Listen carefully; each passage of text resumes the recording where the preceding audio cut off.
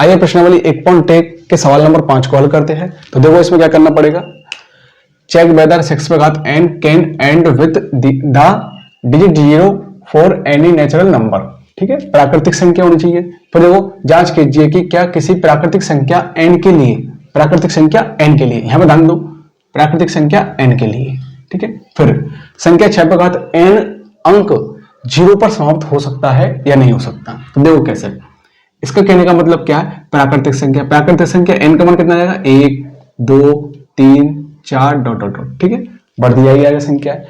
फिर देखो फिर क्या करना है, ठीक है, अब देखो 6n मतलब कि अब इसके मैं अभाज्य गुणनखंड करूंगा 6 के, तो कितना आएगा मेरे पास, अभाज्य गुणनखंड करूंगा तो 6 के 2 3 6 3 एकम 3। अब देखो इसमें भाग, या सॉरी 2 गुना 3 कितना लग गया, 2 गुना 3 लिख दिया। इसके अभाज्य गुणनखंड क्या होगा, 2 गुना 3 हो गया। क्या हम इन दोनों को गुना करने पर 0 आ रहा है, क्या नहीं आ रहा, 0 आ रहा है कि नहीं आ रहा। यदि मैं 2 को 5 से गुना कर दूंगा तो कितना आ जाएगा, 10 आ जाएगा। तो मतलब यहाँ पे 0 आ गया। ऐसे आना चाहिए हमारे पास, ये पूछा गया सवाल में। ठीक है, अब जैसे इस पर एक घात रख देता हूं, चलो ठीक है, 1 रख दिया, कितना आ गया इसका मान 6 आ गया। अब 2 रख देता हूं तो कितना आ जाएगा, 36 आ जाएगा। और ऐसे 3 रख दूंगा तो आगे आगे बढ़ते जाएंगे। ठीक है, लेकिन घात चाहे कितने भी बढ़ा दो इस पर, लेकिन 0 नहीं आएगा वर्ग करने पर। इसका जो वर्ग करेंगे अपन उसका मान 0 नहीं आएगा, ये हमसे पूछा गया है। तो देखो अब कैसे लिखेंगे, 6 पे घात n, 6 पे घात n, ठीक है, शून्य पर समाप्त हो सकती, 6 पे घात n शून्य पर समाप्त हो सकती है यदि देखो, यदि इसको मिटा देता हूं, यदि 2 इंटू 5 नहीं, 2 और 5, 2 और 5 दोनों इसके अभाज्य गुणनखंड हो।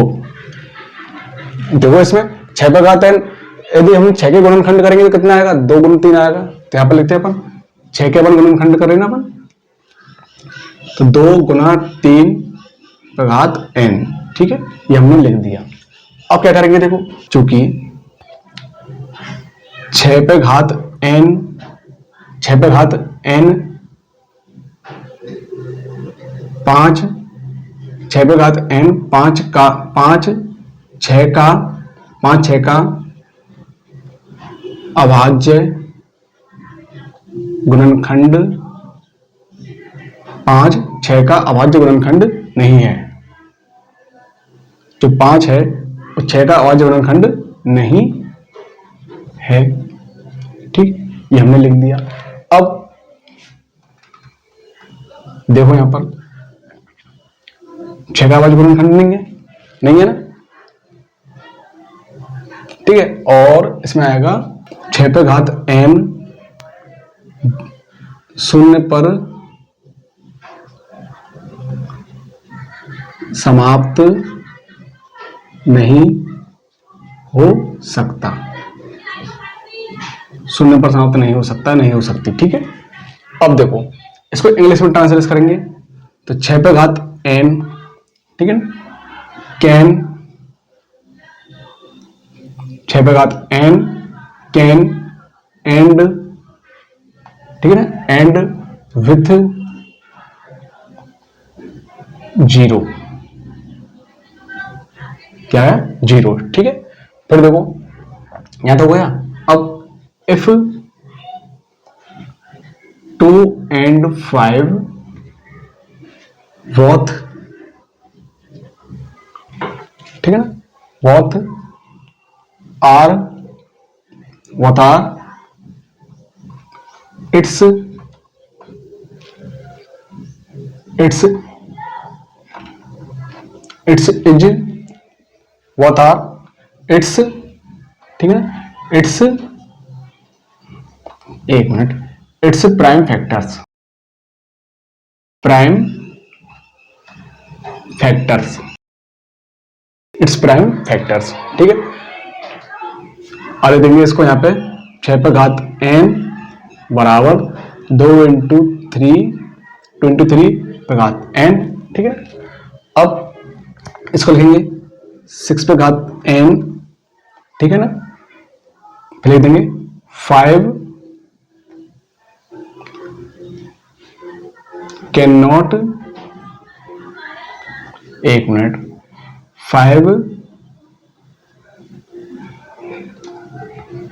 हो सकता, 1 मिनट, 5 6 का अभाज्य गुणनखंड नहीं हो सकता। ठीक है, और लेंगे can not prime factors,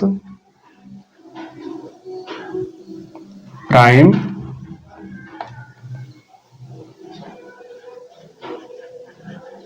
factors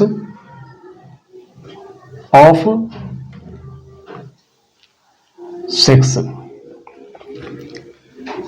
5 6 का अभाज्य गुणनखंड नहीं हो सकता। ठीक है, फिर लिखेंगे अपन, देखो यहां पर कैन नॉट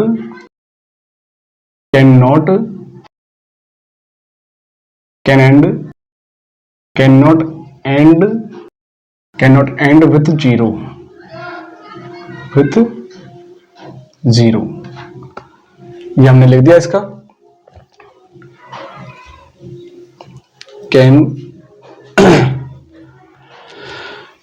अब देखो इसको हिंदी में लिख दिया, फिर इसको हमने इंग्लिश में ट्रांसलेट कर दिया। अब जो हिंदी मीडियम से वो हिंदी मीडियम वाला लिख लेना, जो इंग्लिश मीडियम से वो इंग्लिश मीडियम वाला लिख लेना। तो ये सवाल इस प्रकार हल होगा। तो आइए प्रश्नावली 1.1 के सवाल नंबर 7 को हल करते हैं। There is a circular path around a sports field. Sonia takes 18 minute to drive 1 around of the field while Ravi takes 12 minutes for the same.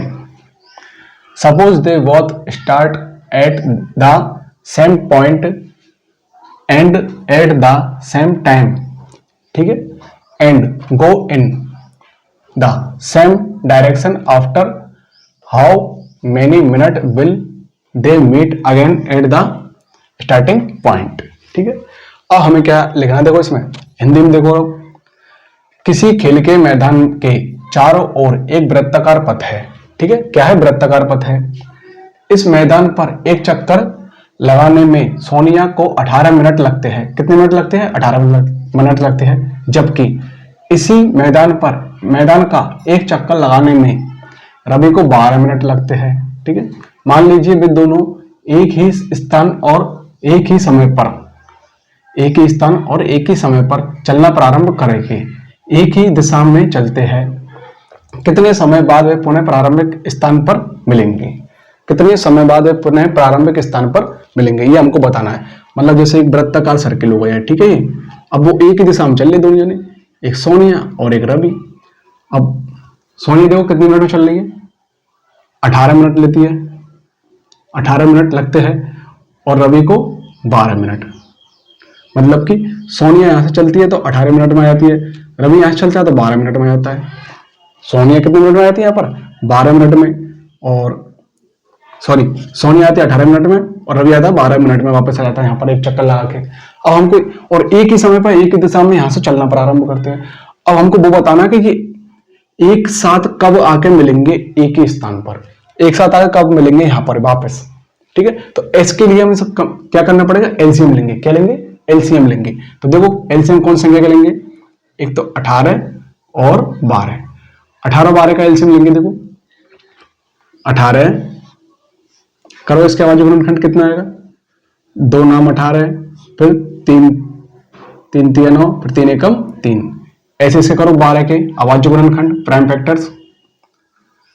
इसे करेंगे 2 चिक्की 12, 2 3 6, 3 एकम 3। ठीक है, ये आ गया हमारे पास। अब एलसीएम लो इसका, 18 12 एलसीएम। ठीक है, एलसीएम लिख दिया अपन ने एलसीएम। तो देखो 18 और 12 के एलसीएम कैसे आएंगे, इसके हमने अभाज्य गुणनखंड करे ना, यहाँ लिख देता हूं पहले मैं, यहाँ पे लिख देता हूं 18 के अभाज्य गुणनखंड 2 3 3 और फिर 12 के 2 2 3। देखो एक तो ये जोड़ा बन रहा है, एक जोड़ा ये बन गया, इनमें से एक संख्या ले लो पहले तो, 2 × 3 ले लिया ना, एक इसमें से ले ली, एक इसमें से ले ली, बची कुछ संख्या ना और लिख दो, लो कितना बच गया, 2 और 3 बच गए, 2 × 3 कितने बच गए, 2 × 3। अब क्या करेंगे, 3 को 3 से गुणा करेंगे 9 आ जाएगा, और 2 को 2 से गुणा करेंगे 4 आ जाएगा, 9 चौक 36, कितना आ गया, 36 मिनट आ गया। ठीक है, कितना आ गया, 36 मिनट। अब हम क्या लिखेंगे,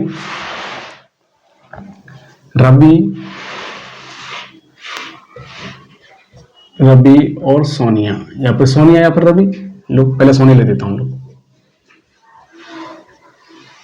सोनिया और रवि दोनों 36 मिनट बाद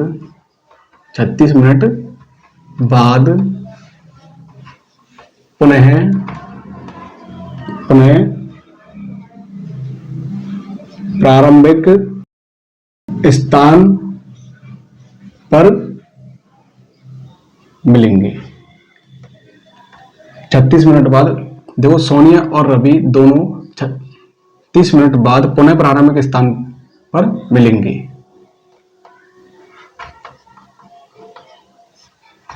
ठीक है, अब इसको इंग्लिश में ट्रांसलेट करते हैं। देखो सोनिया, एक मिनट, बोथ दोनों हो गया, फिर सोनिया एंड रवि। ठीक है, सोनिया एंड रवि हो गया। अब क्या करेंगे, मिलेंगे की लिखेंगे, मिलेंगे क्या होती है, विल मीट, मिलेंगे। ठीक है, again at the starting point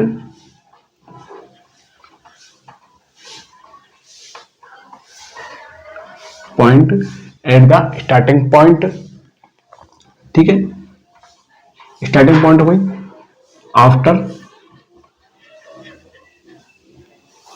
after कितने मिनट बाद, 36 मिनट बाद, आफ्टर